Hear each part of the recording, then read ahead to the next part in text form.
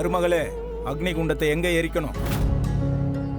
அக்னி குண்டம் எதுக்குப்பா? நீ வெளியில என்ன நடந்துச்சுன்னு பார்க்கலையா? அரியாசனத்துல உட்காரணுன்ற ஆசை, அரண்மனையில இருக்கிற ராஜாவோட அறையில தூங்கணுன்ற ஆசை, ராணி ஆகணுன்ற தவிப்பு, இது எல்லாத்தையும் இப்பதானே கொண்டு இருக்காங்க.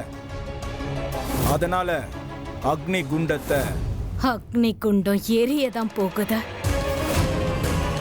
ஆனா அதுல எரிய போறது என் கனவுகள் இல்ல, மகாராணியோட முடிவுகள்.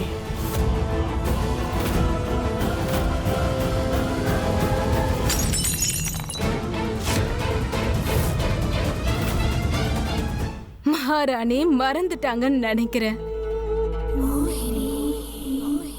உடைஞ்சு போன கண்ணாடிய நாம எப்படிதான் ஒட்ட வச்சாலும் அத நம்மளால ஒட்ட வைக்கவே முடியாது. இந்த சக்தியை பயன்படுத்தி இந்த மோகினி என்ன பண்ண போறேன்னு பாருங்க. பவித்ரா, நம்ம குடும்பத்தோட சந்தோஷத்துக்கு யாரோட கண்ணும் பற்றக்கூடாது. ஆனா யாரோட பார்வையாவது பட்டுருச்சுனா? அப்போ இத சரி பண்ண மாதிரி அவங்களே சரி பண்ணிடுறேன்.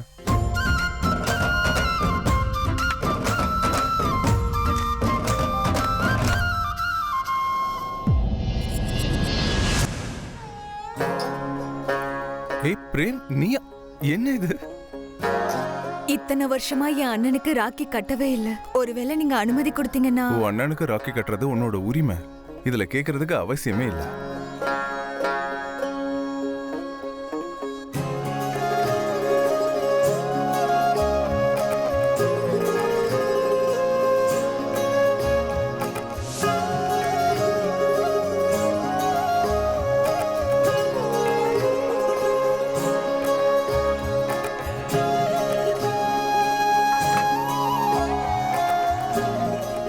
உன் கல்யாணத்துக்கு என்னால வர முடியல.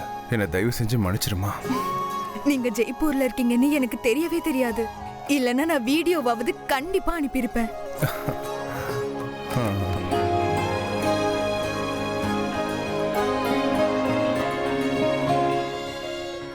என்கிட்ட ஒரு ஐடியா இருக்கு. என்ன? நம்ம அத்தையோட கல்யாண ஃபங்க்ஷன் வைக்கலாமா? எவ்வளவு நல்லா இருக்கும்ல? இது பிரில்லியண்டான ஐடியாவா இருக்கே. எல்லாருக்கும் ரொம்ப பிடிக்கும். என்னம்மா, உன் ஹஸ்பண்ட் எப்ப வருவாரு? அவர் ரொம்ப பிஸியா இருப்பாரு, விடுங்க. அந்த பொண்ணு நாம சும்மாவே விடக்கூடாது. அவ வந்ததுல இருந்தே இந்த வீட்டை தலைகீழ திருப்பி போட்டுட்டா. இது அவளோட அப்பா வீட்டு சொத்தா என்ன? அண்ணி, இந்த அரண்மனை தான் அவ அப்பாக்கு சொந்தமாயிடுச்சே. சக்தி இந்த பக்கம் வர்றத நான் பார்த்தேன். உங்க பிளானை நிறைவேற்ற வேண்டிய நேரம் வந்துருச்சு அண்ணி. கிட்ட வா, சொல்றேன்.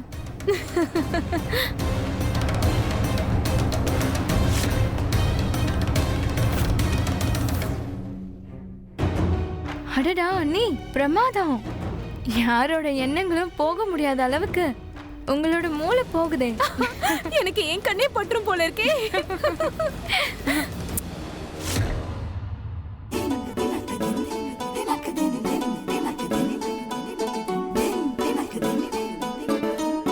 சரணோட ராஜ் திலகத்துக்கு நீ ஆடாம வேற யார் ஆடுவாங்க சொல்லு?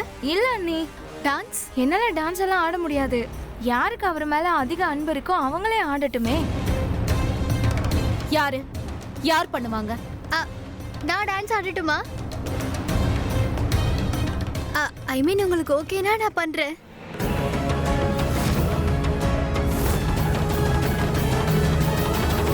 நாங்க பேசிட்டு இருந்தத மறைஞ்சிருந்து கேட்டியா? யாராவது பேசிட்டு இருக்கும் போது அதை ஒட்டு கேக்குறது நல்ல விஷயம் இல்ல. அப்புறம் டான்ஸ பத்தி நீ என்ன பேசுற?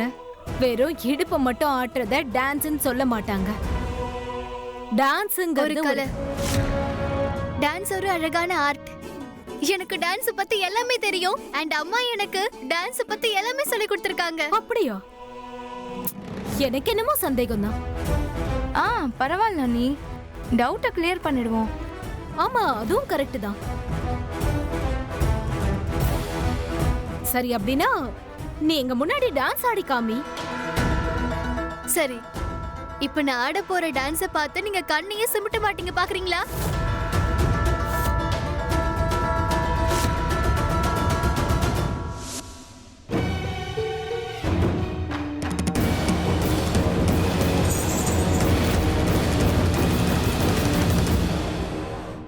இது அரண்மனை. இங்க சலங்கையோட சத்தம் கேக்குற வரைக்கும் ஃபீலிங்ஸ் எல்லாம் வராது. எடு.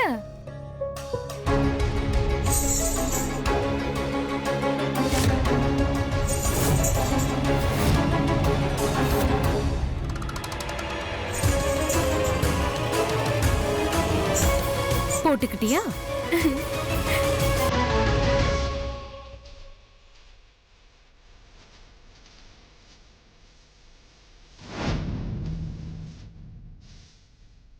ராஜ திலகத்துல இந்த மாதிரி பாட்டுக்கு ஆடுவாங்க? இது சும்மா ட்ரைனிங் தான்.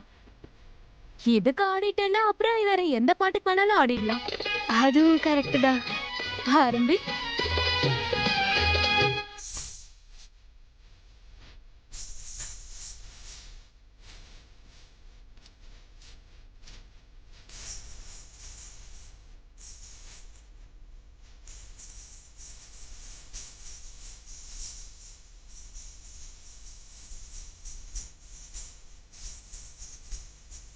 நான் ஏற்கனவே மகாராணிக்கு கால் பண்ணிட்டேன். அவங்க இந்நேரம் இங்க வந்துட்டு இருப்பாங்க.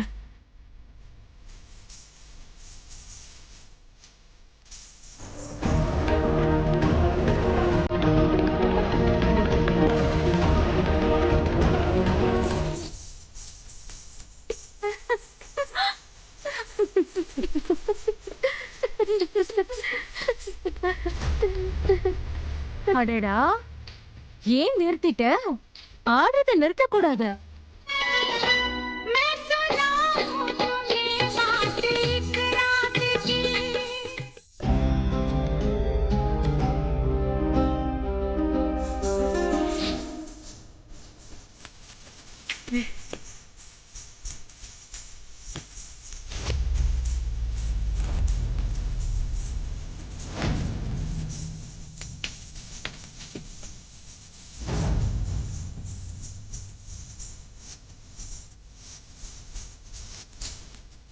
நீ என்ன மறந்துட்டியா? நீ இந்த வீட்டுக்கு மருமகளா கூட்டிட்டு வந்திருக்கிற இவ ஒரு ஆட்டக்காரி, நாடகத்துல நடிக்கிறவன். ஆட்டக்காரி இன்னைக்கு அவளோட வாரிசு எப்படி இருக்குன்னு நிரூபிச்சிட்டு இருக்கா.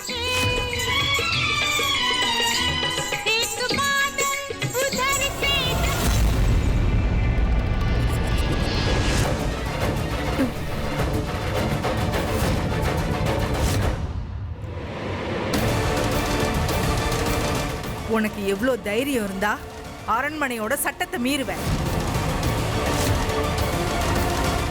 நான் விட்ட அம்பு சரியான இடத்துல போய் பட்டுச்சு.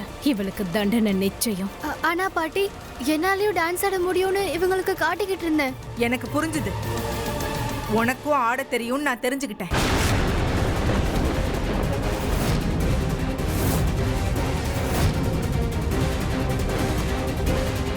ஆனா இந்த அரண்மனையில ஆடுறவங்களுக்கு ஆட்டக்காரின்னு பேரு. அவங்களுக்கு நாங்க மரியாதையெல்லாம் கொடுக்க மாட்டோம்.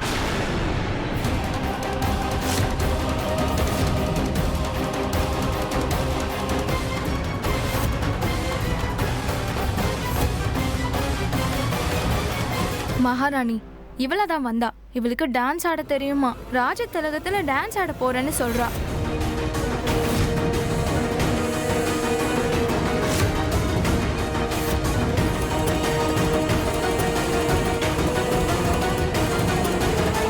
இந்த அரண்மனையில இன்னொரு தடவை இந்த மாதிரிலாம் நடக்க கூடாது. புரிஞ்சுதா?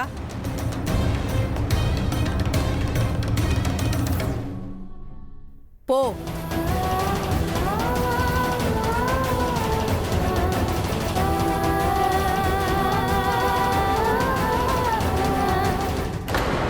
என்னமோ இவ பெரிய ஆட்டக்காரி மாதிரி சலங்க கட்டி நம்ம முன்னாடி ஆடி காட்டிட்டு இருந்தா.